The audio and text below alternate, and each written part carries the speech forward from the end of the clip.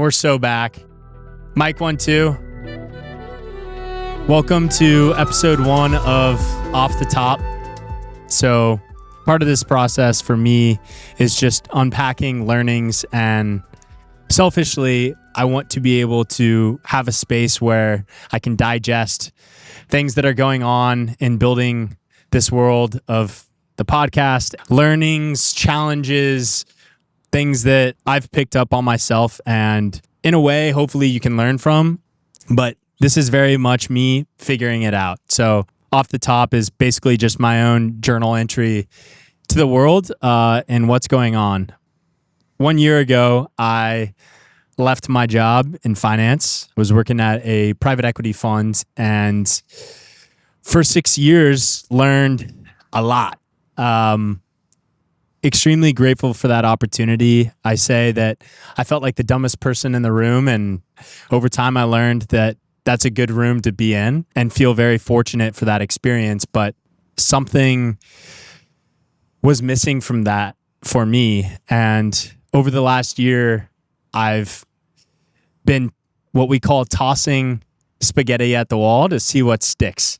And through that process, I've learned a lot professionally, but also been on this development journey about who I want to be, how I show up, what my values are. And I felt like I wanted to start learning from the people that are building the most interesting things in the world to digest for myself, selfishly, but also hopefully in a way that can enlighten other people around me. And through this vessel of the podcast, learn how these people are accomplishing this, and practice mindfulness and those types of things in a way that we can all benefit from. So that's been the journey over the last year. We launched the podcast last week, and from the get-go, I felt so much vulnerability in letting that go. I think I've tried to maintain this image to the outward world of perfection on social media. And this was, for me, completely new territory, because in listening back to the episode, there were times where I was like, I don't even think I formulated a question.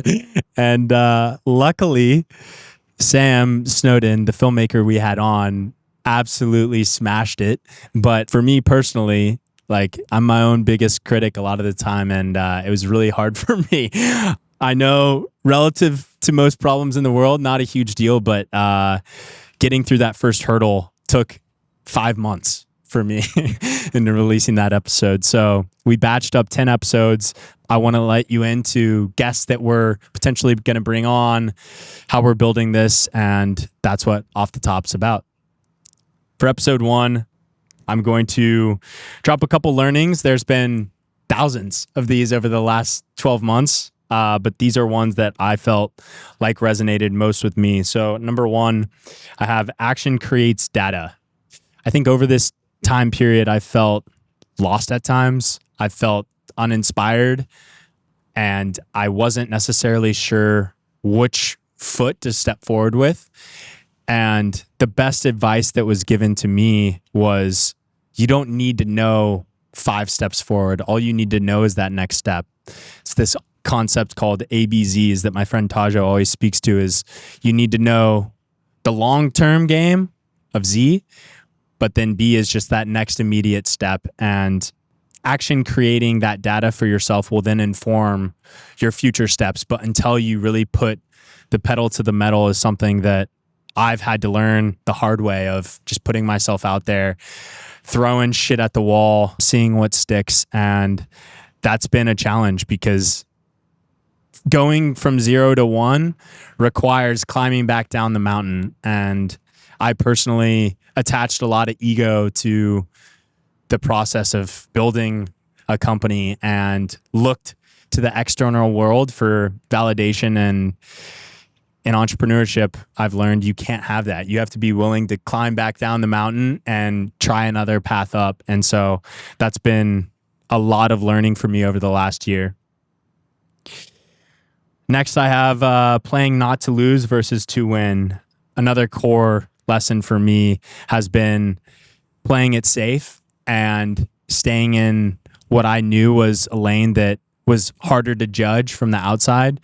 But in this journey, playing to win looks like being scrappy and, again, throwing shit at the wall and seeing what sticks. It's being present in the moment and enjoying the ride, not necessarily playing it safe. And I think after a year, I can say that now finally we're playing to win. Not 100% there, but the attitude has changed a lot. We're okay climbing back down the mountain and starting from zero. So that's lesson number 2. Another thing that's been a core learning is asking for permission. A lot of times I would run ideas by friends and family and need consensus before actually taking a step, when in reality, you don't need anyone else's permission. And that's something that I think has been harder for me because historically I looked for that validation from other people, and what that really does is just pull you closer to the mean. Obviously, feedback is important in some instances, but I think if you're coming from a place of your own unique craft and your art, that full expression of you is what the world needs more of. We all need to be putting our full expression out there. And as you put other people's opinion into the mix, into that bowl, you're reverting to the mean and the average, and it becomes less of you and more of what the world already has. So I'm trying my best to live that. Haven't got there completely, but that's been a core learning. Challenges. We have also thousands of these over the last year.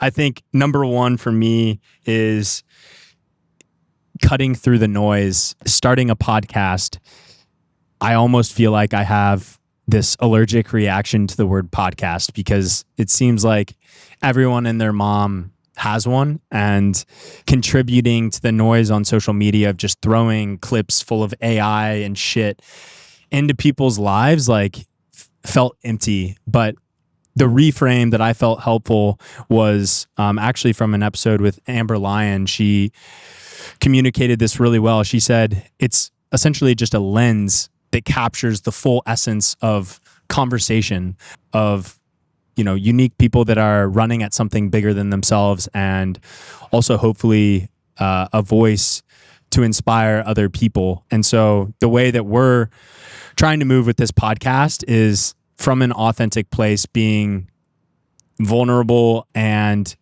telling the truth. It sounds simple, but an age where you fall into perfection and wanting to create this image for yourself externally, it can be challenging. So cutting through the noise and not having a gimmick, I want to build this in a sustainable way where hopefully we're all learning together, and that's just going to take more time.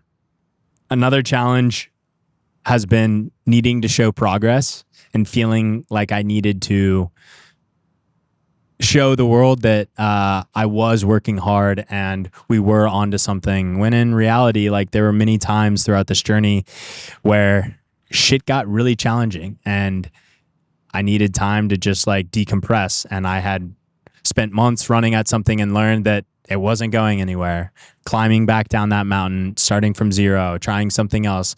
And what that does is just over time, you start to drop the ego associated with one given path. And yeah, that was a core struggle for me of just needing to show the world and expecting that validation from them and other people outside of myself. Because when you're coming from your own unique self, that's all you really need. So something that I've been battling personally. On the win side, also lots of those, specifically with the podcast. We've had so many incredible guests on. I think the win that I will say is we've reached out to 11 people, and so far we've had 11 for 11, which also shows that I haven't put myself out there with people that are a stretch yet. I think because I wanted to be in a place where I felt more comfortable. But I think failure is an important part of this journey. And if you're not necessarily like failing, then you're not doing it in the right way. So I think that's something that I'm thinking about. Another win has just been the support from the outside world and how many people we've had contribute to this podcast creatively. It's been humbling, and honestly, the real work begins now and just showing up consistently. So those are the wins I'll speak to this week. Eyes on is the last part. Basically, somebody or a company that is doing something unique. When I was in Mexico City, I went to a concert series called Cirque. It's spelled CERCLE, and they host unique concerts in unique places around the world. And they released this concept called Odyssey, where they sent 6 creative directors around the world to capture moments with an actor and actress, each a different race, and built this movie, which they then custom built a warehouse. And it was like this fully immersive experience. They put a musician or DJ in the middle of this warehouse, and it was one of the more inspiring moments of my life, just seeing how much work and creative thought went into pre-production. And then obviously live, like they were throwing up different videos. The musicians could only perfect up to a certain point, and the rest was just up to the live performance. And anyway, the Circle team has done beautiful things. I apologize in advance if I mispronounced Cirque, but I'm like 80% sure on that bit. Extra credit is something that I'll leave you with. If you remove social media and the outside world's perception of what you're up to, do the things around you change? Do the people you hang out with change? Do the places you go and what you actually do with your life change? It's a question and filter that I try to use now more than ever. This is a one take off the top episode. So there's no going back and redoing part of this in an effort to try to do this authentically. And so, yeah, credits, as I mentioned, there's been so many people that have contributed to this journey so far. I wanted to take just a couple moments to shout these people out and give some flowers. Number one is the filmmaker we've been working with, Ben. He has shown up and gone above and beyond recording these episodes and adding his own creative flair to it. But each episode we've custom set up different lighting, different cameras, and that pre-production has taken a lot of work. So Ben, from the bottom of my heart, man, thank you for your help, and genuinely appreciate it. Next up is somebody that I've actually met in person one time. His name's Andres, founder of the network. I met him for a coffee about a year ago, a couple weeks before I quit. We had never met in person, but he showed up to our coffee chat with one of these Shure mics. I think it's actually this one. And it was one of the more thoughtful things anyone's ever done for me. I, again, had talked to this guy one time before. He showed up with a mic and was like, I think that you have a voice that you need to bring to life, and like I want to help you on that journey. So shout out to Andres. If you're interested in joining the network, I'll link it. Really cool concept and a great way to meet some new people. Jai Howitt, filmmaker out of Australia that started Art of Mondays. This is actually where I got the idea to do Off the Top. He posted one episode a week on YouTube, letting people into his process and the way that he was thinking about things. And over time, I really looked forward to it. And so ultimately took a lot of inspiration from that concept. So shout out to Jai. We had a few creatives also help with just the ideation of what this podcast was going to look like. Jude ran with our design and actually came up with the concept of having each guest handwrite their own logo to illustrate that this isn't about just one person and Luke's podcast. This is about a broader community that we're bringing together once a month over dinner, and also just showcasing that each person has their own part in the story. So he's been a pleasure to work with and one of my favorite designers that I have worked with. Emily Croteau is a painter that has gifted one of her pieces to the show and is somebody that has done incredible things in the world of graphic design, but also seeing her journey has been beautiful. Shout out to Emily. Mike, 1, 2, syncing. We got that down now, baby. So we ran out of SD card room, but we're back to finish this baby out. Lando and Taj have been on our board the last year and a half and helped me navigate a lot of different things professionally and personally, but both incredible humans that are companions on the path and people that I couldn't have done this without. Last but not least, family, mom, dad, Maddie, Nick, and now Noah, June. They've been so supportive, and I find myself extremely fortunate to have a family that is willing to put up with this chaos and supportive in any endeavor that I choose. So I know that was a lot, but this is episode 1 of Off the Top with At the Table, and we have Sam Binchkib up this week on Tuesday, founder of Sungai Design and Sungai Watch, incredible storyteller. Bear with me on the journey of Luke interviewing with half-decent, shitty questions. But we're getting better, slowly but surely. So thank you guys for your time, and we'll see you Tuesday.